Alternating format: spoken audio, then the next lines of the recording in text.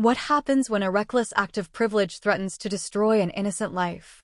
Today, you'll witness the moment when justice finally caught up with one of Manhattan's most notorious socialites. A story that proves no amount of designer labels can shield you from accountability. If you believe in justice over privilege, you won't want to miss a single moment of what's about to unfold. The Manhattan Federal Courthouse buzzed with anticipation that morning. Everyone knew this wasn't going to be an ordinary hearing. Madison Brooks, heir to the Brooks media empire and fixture of New York's elite social scene, was about to face Judge Elena Rodriguez, known throughout the legal community as the Equalizer. The tension in courtroom 7A was palpable. Regular courthouse staff exchanged knowing glances. They'd seen their share of entitled defendants, but Madison Brooks was in a league of her own. Her latest escapade had left a decorated war veteran fighting for his life, yet here she was, sauntering into court as if heading to a fashion show. Madison's entrance was exactly what you'd expect from someone who had never heard the word no in her life. Her Louboutin heels clicked against the marble floor like miniature gunshots. She paused dramatically in the center aisle, designer sunglasses perched on her nose, seemingly oblivious to the 100 pairs of eyes watching her every move. Her attorney, James Mitchell, hurried behind her, his expression a mixture of resignation and dread. For those who believe in accountability, remember to subscribe. This story might just restore your faith in justice. The air in the courtroom shifted the moment Judge Rodriguez entered. At 58, she carried herself with the quiet confidence of someone who had spent decades cutting through privilege to find truth. Her salt and pepper hair was pulled back severely, her dark eyes sharp and observant behind rimless glasses. The room rose in unified respect. All except Madison, who took her time, rolling her eyes as she stood. Judge Rodriguez didn't miss a beat. She settled into her chair, adjusted her microphone, and began reviewing the file before her. The charges seemed straightforward. Reckless driving, leaving the scene of an accident, endangering public safety. But what the paper didn't show was the human cost. Retired Marine Corps Colonel David Chen, now lying in Mount Sinai Hospital with injuries that threatened to end his career as a physical therapist. Madison's body language screamed defiance. She examined her manicure, shifted restlessly in her seat, and whispered something to her lawyer that made him wince. But Judge Rodriguez continued methodically, her calm demeanor only heightening the tension in the room. "Miss Brooks," Judge Rodriguez began, her voice carrying clear authority without raising its volume. "Please state your name for the record." Madison barely looked up. "Madison Brooks," obviously, she drawled, as if annoyed by the basic procedure. A collective intake of breath swept through the gallery. Even the court reporter's fingers hesitated over her keyboard. Judge Rodriguez's gaze settled on Madison with the weight of 2 decades on the bench. "Miss Brooks, in this courtroom, we show respect. Not because of who we are, but because justice demands it. Would you like to try that again?" The room held its breath, waiting to see if Manhattan's golden girl would continue to test the limits of judicial patience. Little did Madison know, she was about to learn a lesson that no amount of family money could buy. Before I reveal what happened next, take a moment to think. How many times have you witnessed privilege attempting to overshadow justice? Share your thoughts in the comments below. Madison Brooks tossed her platinum blonde hair over her shoulder, her perfectly manicured fingers drumming against the wooden table. "Madison Brooks, Your Honor," she repeated, her voice dripping with barely concealed disdain. The words might have been correct, but her tone made them sound like an insult. Judge Rodriguez nodded slowly, her dark eyes studying Madison with the patience of a seasoned chess player. "Thank you, Miss Brooks. Now, let's review the events of April 15th. According to the police report, you were driving your Ferrari F8 Tributo down 5th Avenue at approximately 85 miles per hour in a 35-mile-per-hour zone. Would you care to explain?" "It was barely 70, and it was 6 a.m. "Nobody was even around," Madison interrupted, earning a sharp look from her attorney.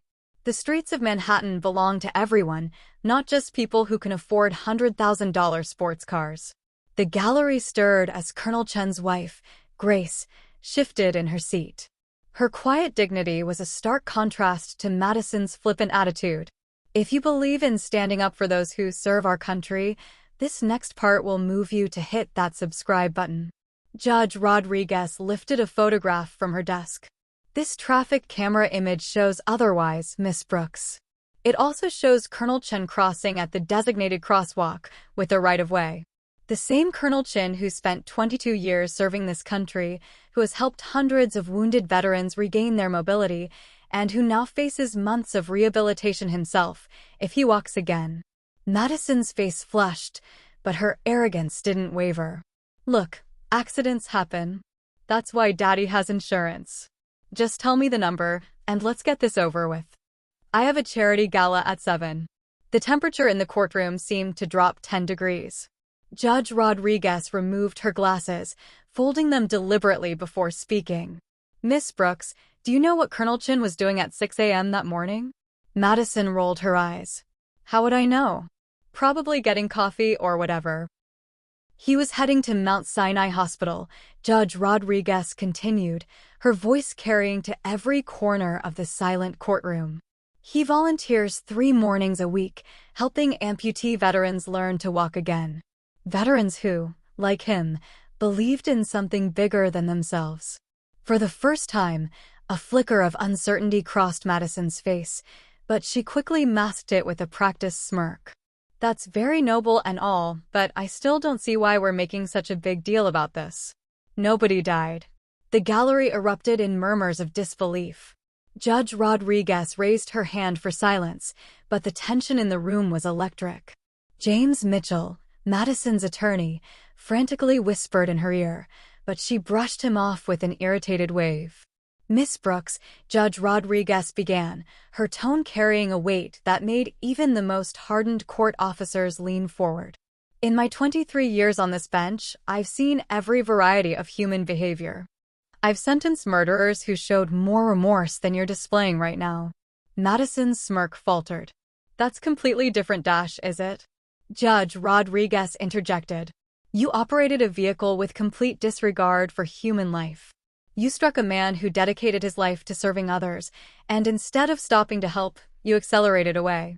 The only reason we're not here for vehicular manslaughter is pure luck. The judge lifted another document from her bench. I have here the hospital's latest report on Colonel Chen's condition.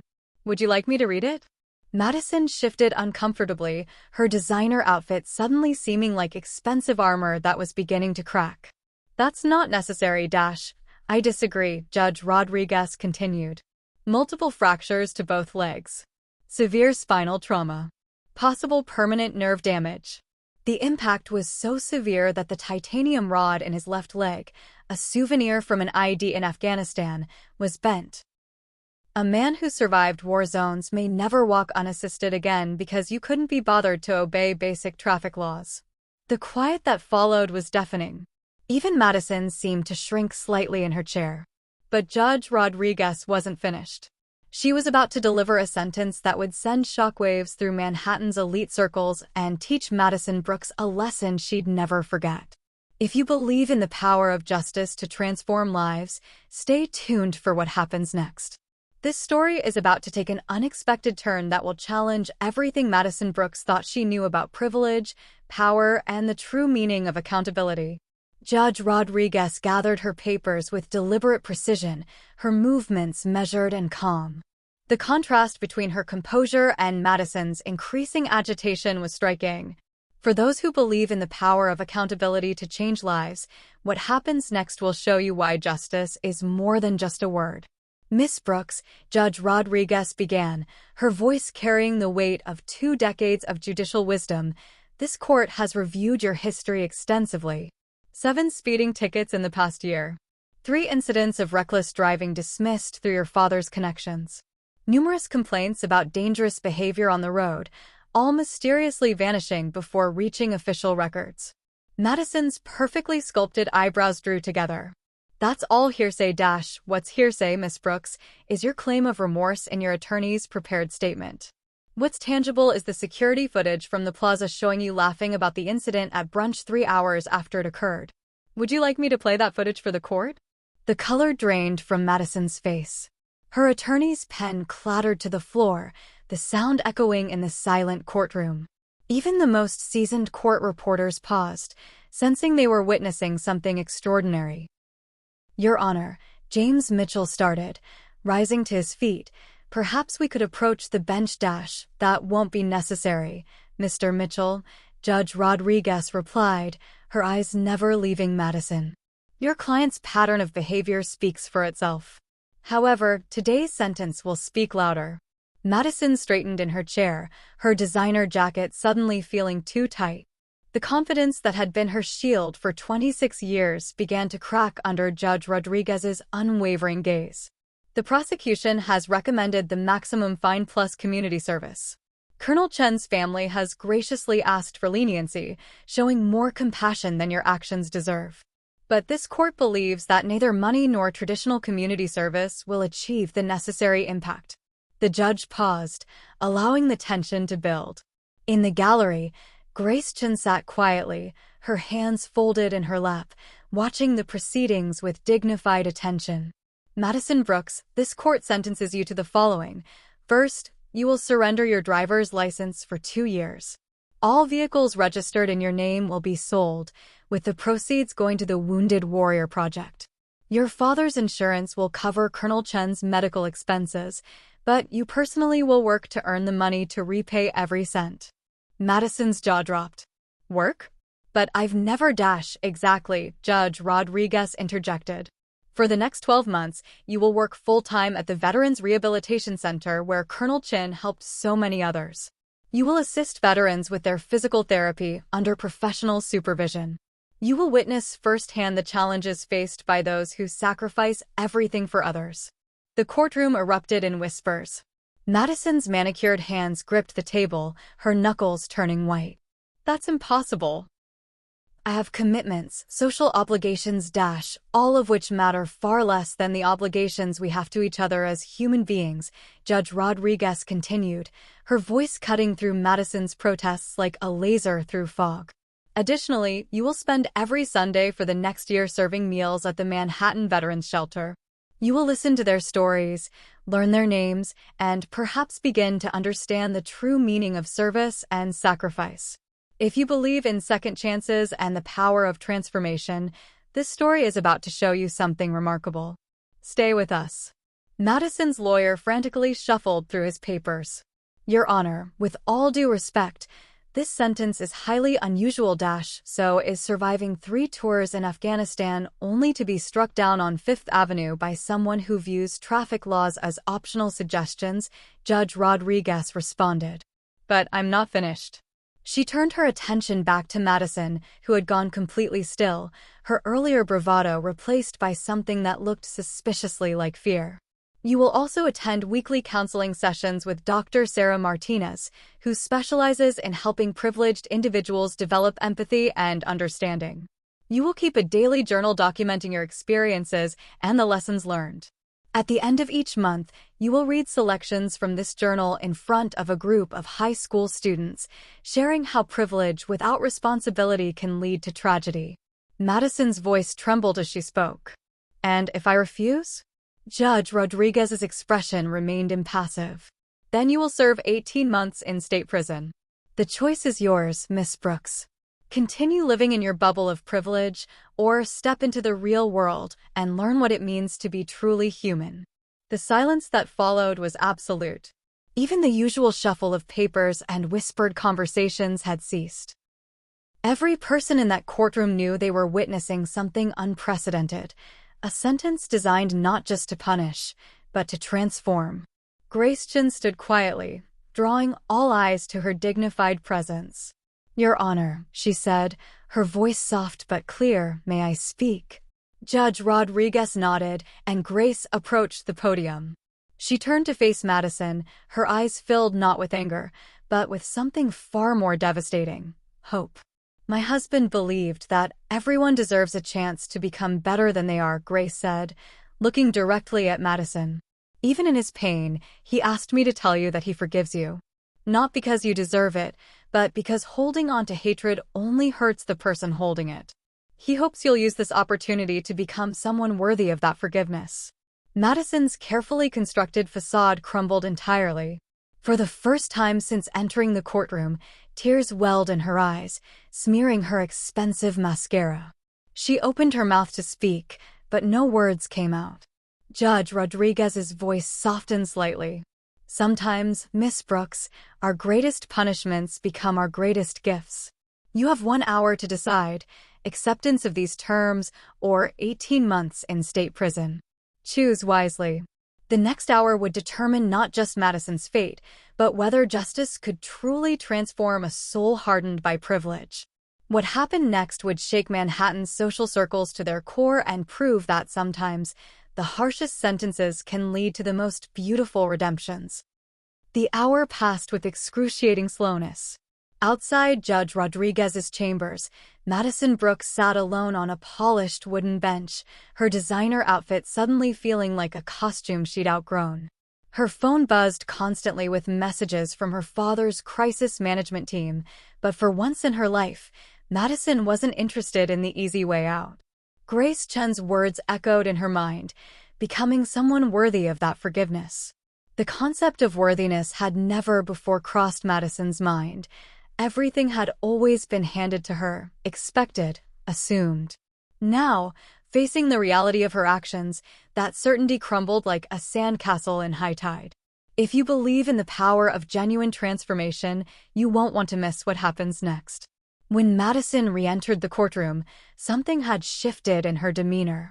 The arrogant tilt of her chin was gone, replaced by an unfamiliar humility. Judge Rodriguez studied her carefully as she approached the bench. Miss Brooks, have you reached a decision? Madison's voice was barely above a whisper, but it carried clearly in the silent courtroom. Yes, Your Honor. I accept your terms. She paused, then added something that made even the most cynical court officers straighten in surprise. And I'd like to apologize to Mrs. Chen, to the court, and to everyone I've endangered with my behavior. I don't deserve forgiveness, but I want to earn it. Judge Rodriguez's expression remained neutral, but there was a glimmer of something in her eyes, not quite approval, but perhaps recognition of the first real step toward change. Very well. You will report to the Veterans Rehabilitation Center tomorrow morning at 7 a.m. Your orientation will be conducted by none other than Grace Chen herself, who has volunteered to oversee your initial training. Madison's head snapped up in surprise, meeting Grace's steady gaze across the courtroom. The older woman's quiet strength seemed to fill the space between them with unspoken possibility. 6 months later, the transformation of Madison Brooks had become a story that traveled far beyond the marble halls of Manhattan's courthouse. Gone were the designer labels and entitled attitude, replaced by practical scrubs and a growing understanding of true strength. At the Veterans Rehabilitation Center, Madison learned lessons no amount of money could buy.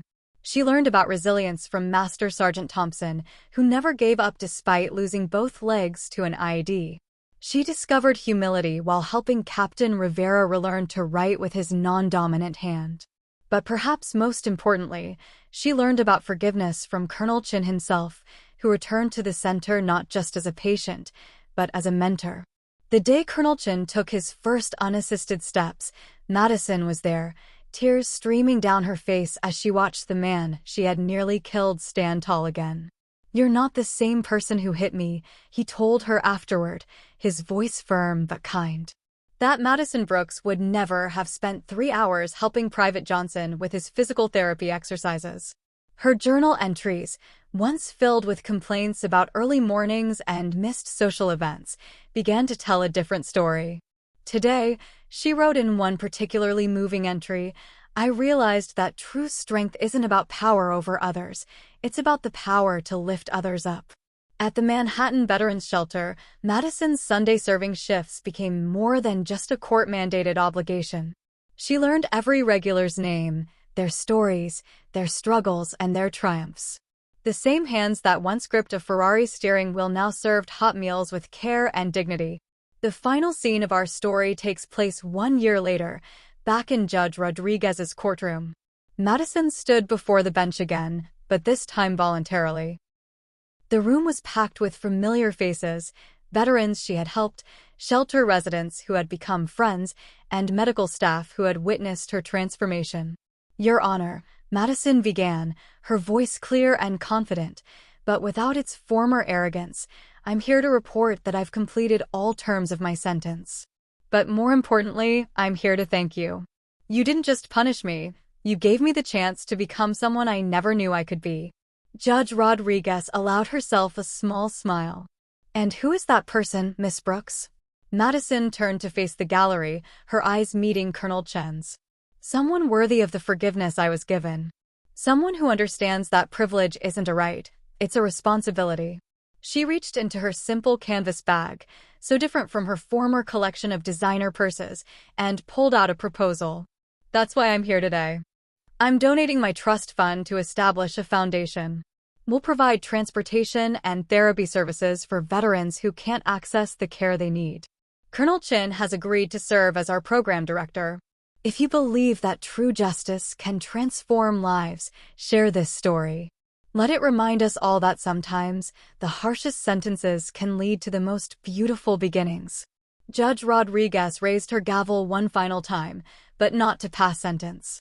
This time, it was to approve the creation of the Second Chance Foundation, marking not an ending, but a new beginning in the story of Madison Brooks. As Madison left the courthouse that day, a young reporter called out, "Miss Brooks, do you regret the judge's harsh sentence?" Madison paused, looking back at the building where her transformation began. "That sentence," she replied, with a genuine smile, "it wasn't a punishment. It was the first real gift I ever received.